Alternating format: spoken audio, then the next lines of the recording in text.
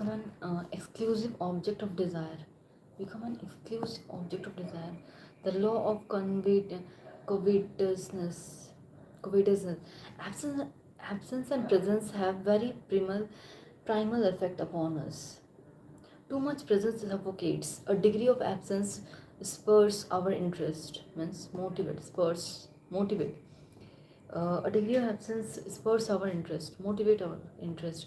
We are marked by the continual desire to possess what we do not have. The object project by our fantasies.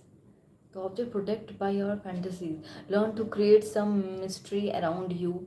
To use strategic absence to make people desire your return, to want to possess you, dangle in front of other what they are missing most in life, what they are forbidden to have, and they will go crazy with desire.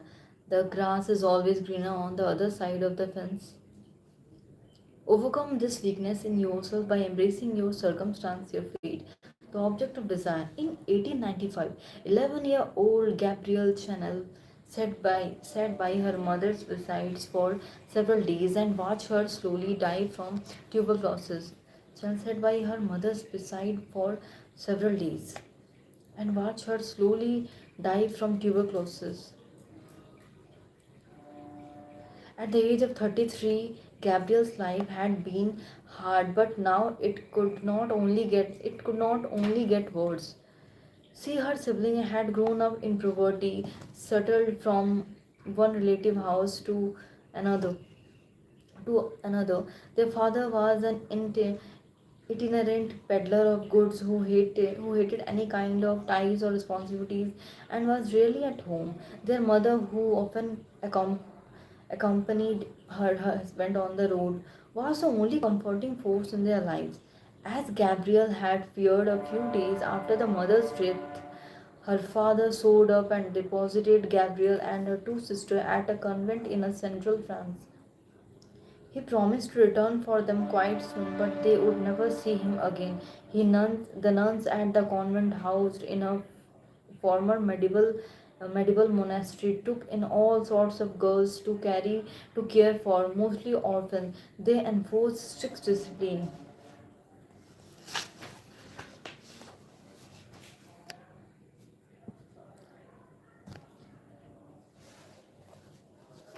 Within the somber walls of the monastery, which was sparsely decorated, the girls were to live a live a life of austerity and spiritual practice. They each had only they each had only two dresses they could wear, both alike and formless. Luxuries were forbidden. The only music was church music. The food was exceptionally plain. In her first few months there, Gabrielle tried to accommodate herself to this new world, but she felt impossible restless. One day she discovered a series of romance novels that somehow had been smuggled into the convent, and soon they became her only salvation. They were written by Pierre de Courcelles, and almost all of them involved a Cinderella like story.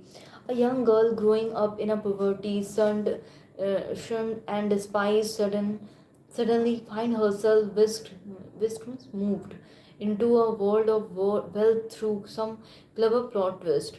Gabriel could completely identify with the protagonist, means main character, and she particularly loved the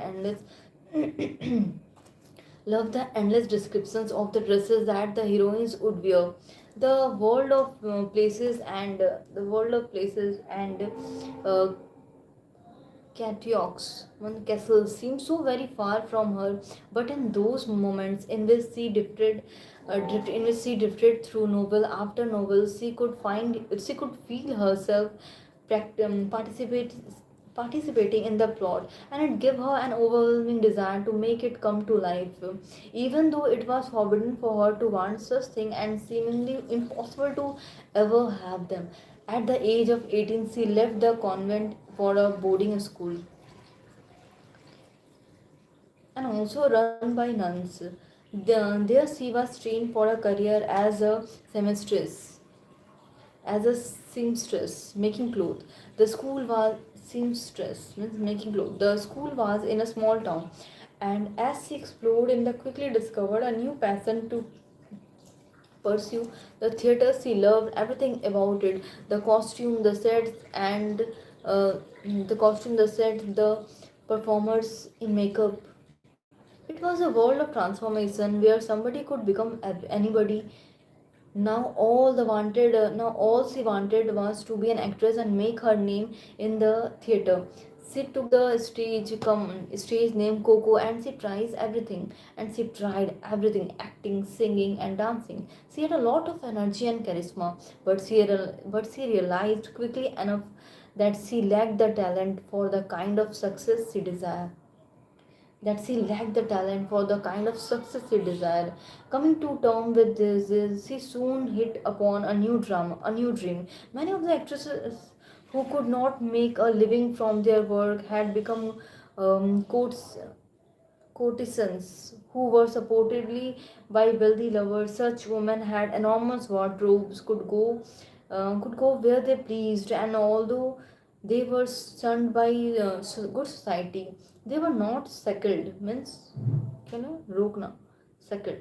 They were not shackled with some despotic husband, as rokna, as luck could. As luck would have it, one of the young men who enjoyed her on the stage, Etienne Belson, invited her to stay in the nearby chateau castle. He had inherited a family fortune and lived a life of total leisure. He had inherited a family fortune. He had inherited a family fortune and lived a life of total leisure. Gabriel, Gabriel Gabriel, now known as Coco to one and all, accepted the offer. The catio was filled with courtesans who floated in and out from all over Europe. Some of them were famous. They were all beautiful and worldly. It was a relatively simple life that centered on riding horses in the country, the lavish parties in the evening. The class differences were noticeable. The class differences were noticeable whenever aristocrats or important people came to the catch.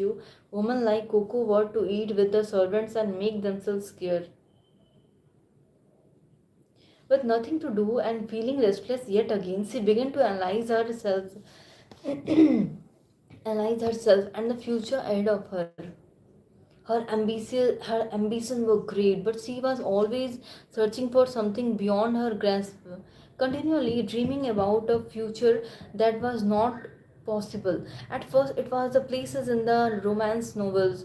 Then it was a grand life on the stage, becoming another Sarah Bernhardt. Now her latest dream was just as absurd. The great courtesans were all voluptuous. Pleasure or pleasure. अच्छा, voluptuous, pleasure. Were all voluptuous, beautiful women. Coco looked more like a boy. She had no curves and was not a classic beauty. It was more her presence and energy that charmed men. It was more her presence and energy that charmed men. But that could not last. She always wanted what other people had, imagining it contained some hidden treasure. Even when it came to other women and their boyfriend or her husband, her greatest desire was to steal the man away, which she had done on several occasions.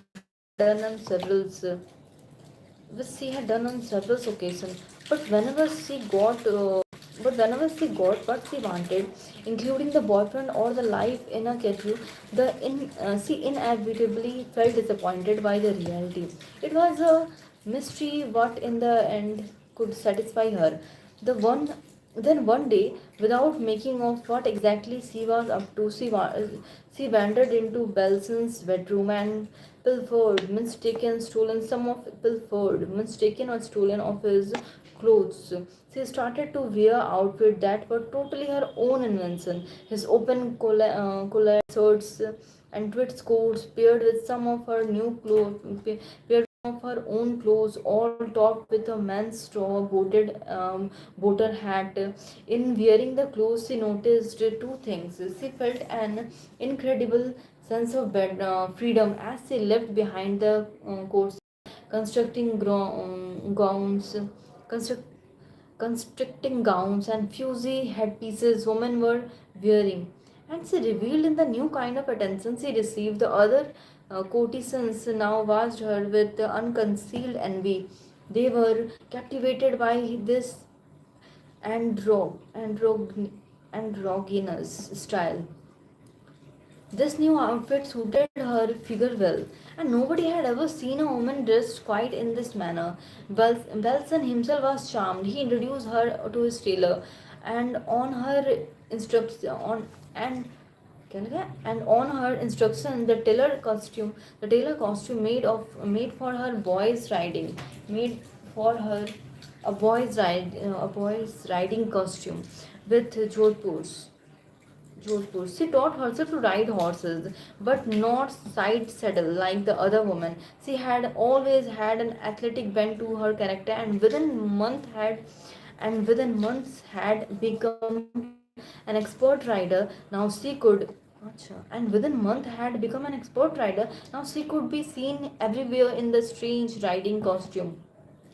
As she progressed with this new persona, it finally become clear to her the nature of her vague longing. What she wanted was the power and freedom that men possess, which was reflected in the less constricting clothes that they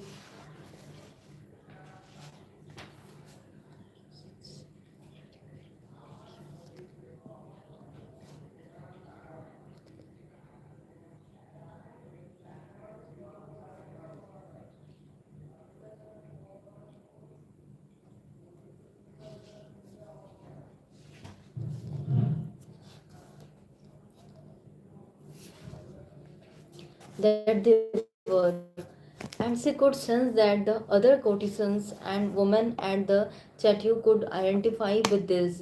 It was something in the air, a repressed desire she had tapped into. Within a few weeks, several of the courtiers began to visit her in her room and try on the straw hats that she had decorated with ribbons and feathers. Compared with the elaborate hats that women had to pin on their heads, these were simple and easy to wear. The courtesans now strode around. When strode means walk, strod, strode means walk around. Courtesans now strode walk around town with channels hats on their head, and soon other women in the area were asking where they could buy them. Belson offered her the use of his apartment in Paris, where she could begin to make many more of her hats and perhaps go into business. She happily to look up the offer. Soon another man she happily took up the offer. She happily took up the offer. Soon another man entered her life, a wealthy Englishman named Arthur Capel, who was excited by the novelty of her look and her great ambitions. They become lovers. Capel started sending his aristocratic lady friends to Coco's studio, and soon her hats became a craze. Along with the hats, she began to sell some clothes that she designed, all with the same androgynous look that she had worn himself, made out of the cheapest jersey fabric but seeming to offer a kind of freedom of movement so different from the prevailing styles. Keppel encouraged her to open up a shop in the seaside town of Deauville, where all the fashionable Parisians spent their summers. It turned out to be the perfect idea. There in the relatively small town. There in the relatively small town filled with people watchers and the most fashionable woman of all, she could create a sensation. She looked the local by swimming in the ocean. Women did not do such thing, and swimming costume for some women and swimming costume for women were almost non-existent. So created her own out of the same jersey fabric. Within week, women were at her store clamoring to buy them. She sauntered through. Sauntered meaning walk. क्या लिखा है? Walk relaxedly. Walk reflexly. अच्छा walk reflexly ऐसा हो कुछ. Saunter through. अच्छा. Duville wearing her. Duville means seaside town. Duville means seaside town. Wearing her own distinctive outfit. Andro androgynous, easy to move in and ever so slightly provocative as they hugged the body. She became the talk of the town. Women were desperate to find out where she got her wardrobe. She kept improving what men's clothing to create new looks. She took one of couple's sweaters and cut it open, add some buttons, and she took one of couple's sweaters and cut it open, added some buttons, and created a modern version of the cardigan for women. This now became the rage. She cut her own hair to a short length, knowing how it suited her face, and suddenly this became the new trend. Sensation momentum, she gave her clothes without charge to beautiful and well connected women, all sporting hairstyles similar to her own, attending the most sought after parties. This woman all look like Channel clones, spread the desire for this new style well beyond Duvel to Paris itself. By 1920, she had become one of the leading fashion designer in the world.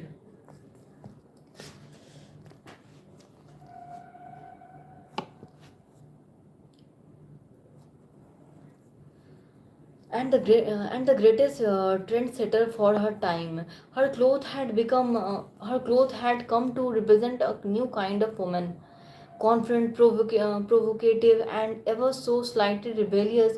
Although they were cheap to make and still out of jersey material, she sold some of her dresses at extremely high prices.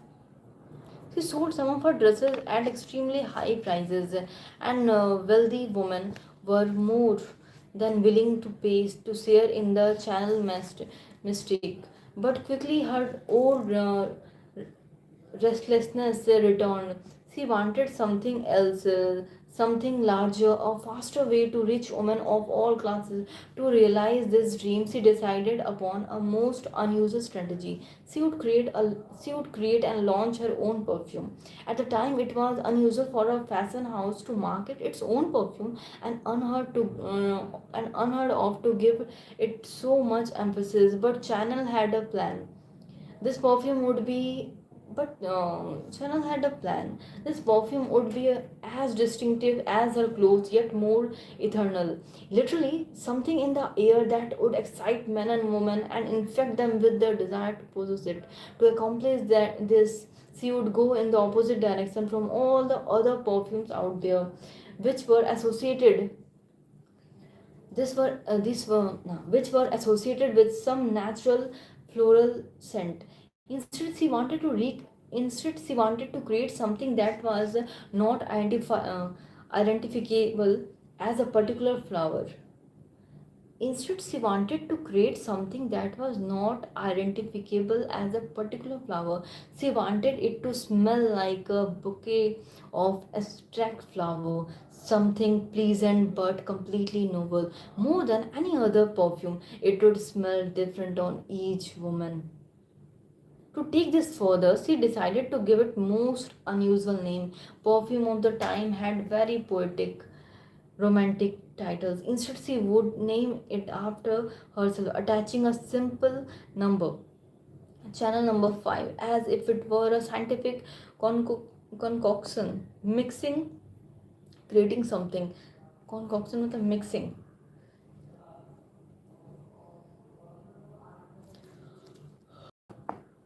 She packed the perfume in a sleek modernist bottle and added to the label her new logo of interlocking C's. It looked like nothing else out there. To launch the perfume, she decided upon a subliminal campaign. She began by spraying the scent everywhere in her store in Paris.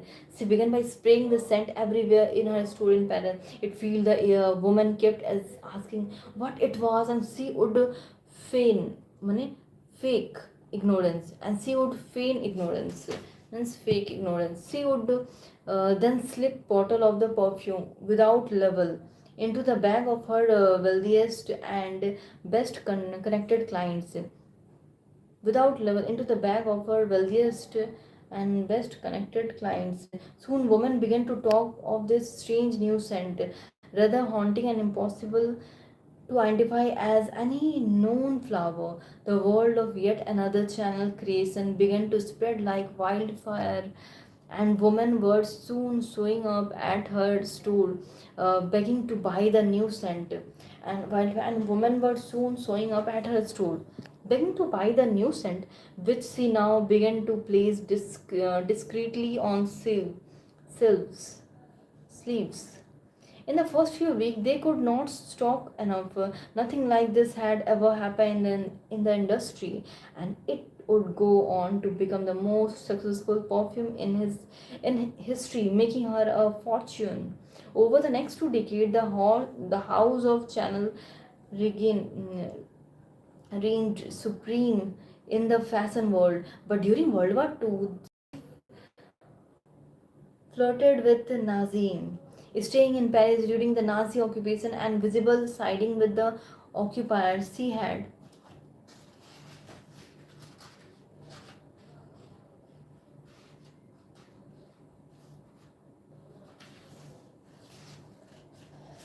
She had closed her store at the beginning of the war, and by the end of the war, she had been thoroughly disgraced in the eyes of the French by her political sympathies. Aware and perhaps ashamed, she fled to Switzerland, where she would remain in self imposed exile.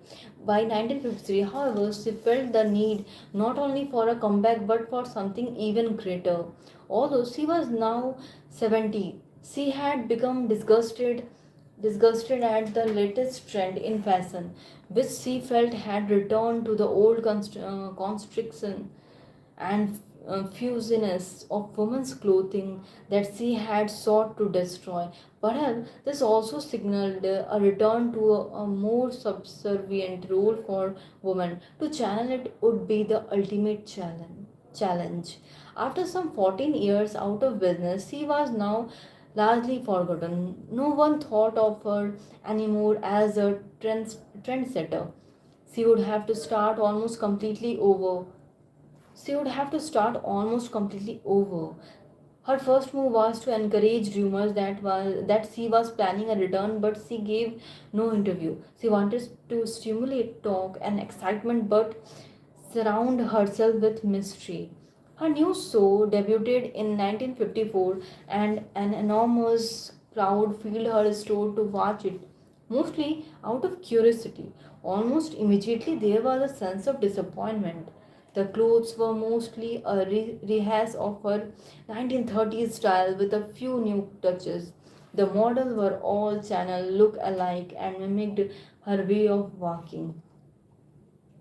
To the audience, Channel seemed a woman hopelessly locked in a past that would never return. Channel seemed a woman hopelessly locked in a past that would never return. The clothes seemed passes, and the press uh, pilloried her. Pilloried means mock at. Pilloried. P-L-O-R-I-E-D. Pilloried her means mock at. Dreading at the same time her Nazi association during the war. For almost any designer, this would have been a devastating blow, but she appeared remarkably unfazed by it all. As always, she had a plan and she knew better. She had decided well before the debut in Paris that the United States was to be the target of this new line of clothes. American woman reflected her sensibility best of all, athletic into ease of movement and unfusy silhouettes. eminently practical, and they had more money to spend than anyone else in the world. Sure enough, the new line created a sensation in the streets. Soon, the French began to tone down their criticism. Within a year of her return, she had re-established herself as the most important designer in the world, and fashion now returned to the simpler and more classic shapes she had always promoted. When Jacqueline Kennedy began to wear her suit in many of her public appearances, it was the most apparent symbol of the power Channel had reclaimed. As the resumed her place at the top, she revealed another practice that was so against the time and the industry: piracy. Piracy, was a great problem in fashion, as knockoffs of established design would appear all over the world after a show.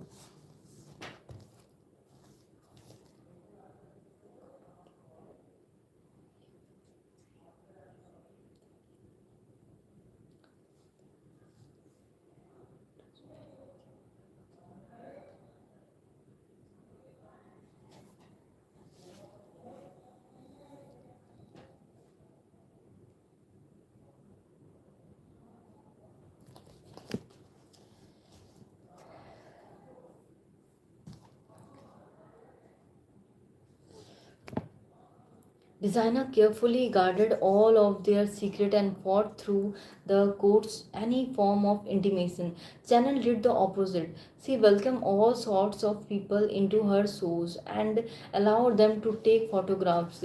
She knew this would only encourage the many people who made a living out of creating cheap version of her clothes.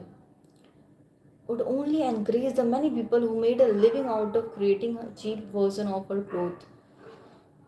Made a living out of creating cheap version of her clothes. Out of creating cheap version of her clothes. But she wanted this. She even invited wealthy women to bring along their seamstresses. She would make. She even invited wealthy women to bring along their seamstresses who would make sketches of the design and then create replicas of them.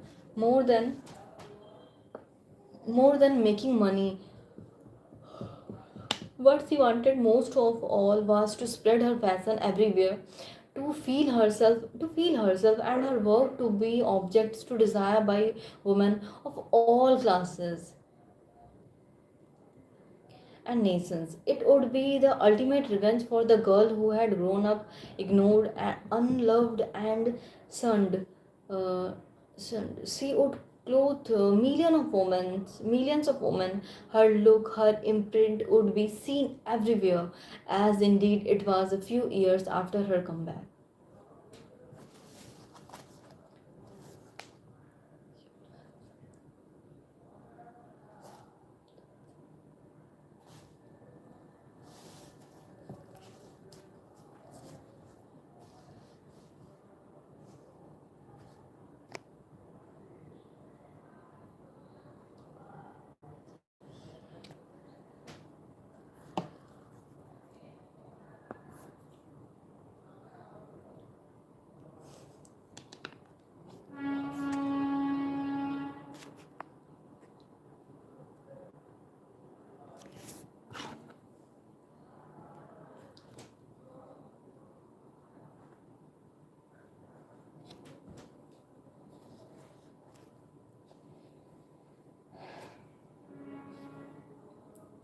Interpretation. The moment Channel tried to anti Belson clothes and the moment Channel tried to anti Belson clothes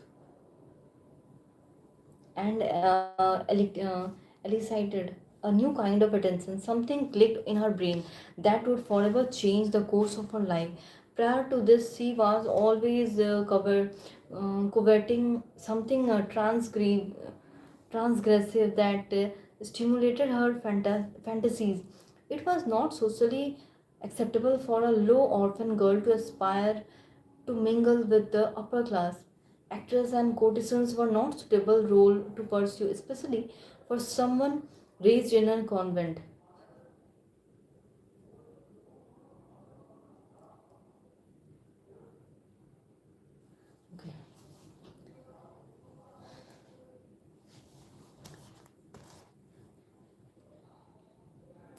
Now, as she rode around the chateau in her Jodhpurs and boaters hat, she was suddenly the object that other people coveted, and they were drawn to the transgressive aspect of her clothing, the deliberate floating of gender roles instead of being locked in her imaginary world full of dreams and fantasies. She could be the one stimulating such fantasies in other people. All that was required was to reverse her perspective, to think of the audience first, to strategize how to play on their imagination. The objects he had desired since childhood were all somewhat vague, excuse, elusive, and taboo. The objects he had desired since childhood were all somewhat vague, elusive, and taboo. That was their allure. That is the nature of human desire. She simply had to return this around and incorporate such element into the object she created. This is how she performed such magic. First, she surrendered herself, and what she made with an aura of mystery. She never talked about her improvements, impover- impoverished child, impoverished childhood. She made up countless contradictory stories about her past. She made up countless contradictory stories about her past. Nobody really knew anything concrete about her. Nobody really knew anything concrete about her. Anything concrete about her. Nobody really knew anything concrete about her. She carefully controlled the number of her public appearances, and she knew the value of disappearing for.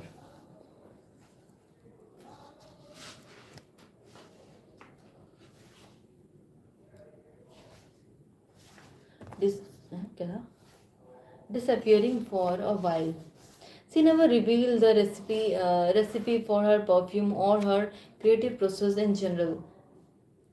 She never revealed the recipe of her perfume or her creative process in general. Her oddly compelling logo was designed to stimulate interpretations. All of this gave endless space for the public to imagine and speculate about the Coco myth. Second, she always associated her design with something vaguely transgressive, going and against norm transgressive, going against norm. The clothes had a distinct masculine edge but uh, remained decidedly feminine. The clothes had a the clothes had a distinct masculine edge but remained decidedly feminine. They gave women the sense that they were crossing some gender boundary, physically and psychologically losing constriction. The clothes also conform more to the body, combining freedom of movement with sex. These were not your mother's clothes. To wear the overall channel look was to make a statement about youth and modernity. Once this took hold, it was hard for young women to resist the call. Once this took hold, it was hard for young women to resist the call. Finally, Finally, from the beginning, she made sure her clothes were seen everywhere.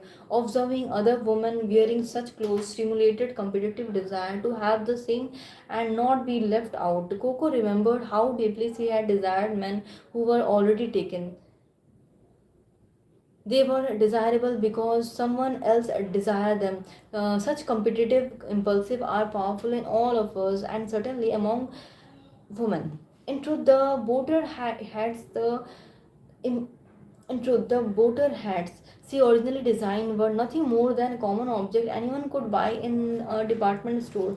The clothes she first designed were made out of the cheapest material. The perfume was a mix of ordinary flowers such as jasmine and chemical, nothing exotic or special. It was pure psychological magic that transformed them into objects that stimulated such intense desire to possess them. Into object such as intense desire to possess them, Understand, just like channel, you need to reverse your perspective. Instead of focusing on what you want and covert in the world, you must train yourself to focus on others, on their repressed desire and unmet fantasies. You must train yourself to see how they perceive you and the object you make, as if you were looking at yourself and you work from the outside, as if you were looking at yourself and your work from the outside. This will give you the almost limitless power to shape people's perceptions about this object and excite them. People do not want truth and honesty, no matter how much we hear such nonsense endlessly repeated. They want their imagination to be stimulated and to be taken beyond their banal circumstances. They want fantasy and object of desire to covet and group after. Create an air of mystery. Create an air of mystery around you and your work, associated with something new, unfamiliar, exotic, progressive, and taboo. Do not define your message, but leave it vague. Create an illusion of ubiquity. Your object is seen everywhere and by the by others and desired by others. Then let the and desired by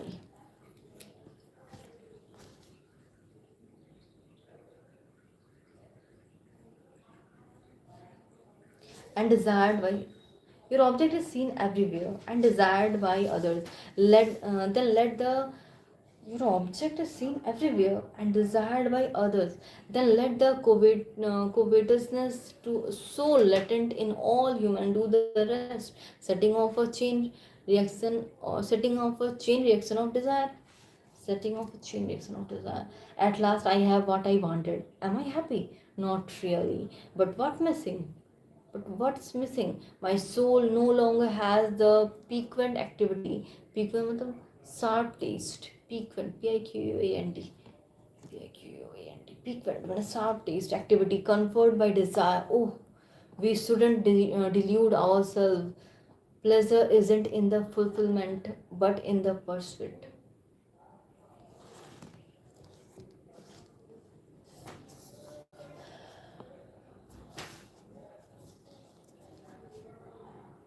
Keys to human nature. By nature, we humans are not easily contented with our circumstances. Contented means satisfied. By nature, we humans are not easily contented with our circumstances. By some by some perverse force within us, the moment we possess something or get what we want, our mind begin to drift towards something new and different to imagine we can have better. The more distant and unattainable the more distant and unattainable the more distant and unattainable this new object, the greater is our desire to have it. We can call this the grass is always greener syndrome, the psychology equivalent of an optical illusion. If we get too close to the grass, to that new object, we see that it is not really so green after all. This syndrome has very deep roots in our nature. The earliest recorded example can be found in the Old Testament, in the story of the exodus, mass departure from Egypt, chosen by God to bring the Hebrews to the promised land. Moses led them into the wilderness where they would wander for 40 years. In Egypt, the Hebrews had served as slaves, and their lives had been difficult. And their lives had been difficult. In Egypt, the Hebrews had served as slaves, and their lives had been difficult. Once they suffered hardship in the desert. However, they suddenly grew nostalgic for their previous life. Facing starvation, God provided them with manna from heaven, but they could only compare it unfavorably to the delicious melons and cucumbers and meats they had known in Egypt. No sufficiently excited by God's other miracles, the parting of the Red Sea, for example, they decided to forge and worship a golden calf. But once Moses punished them for this, they quickly dropped their interest in this new idol. All along the way, they gripped and complained, giving Moses endless headache. The men lusted after foreign women. The people kept looking for some new cult to follow. God Himself was so irritated by their endless discontent that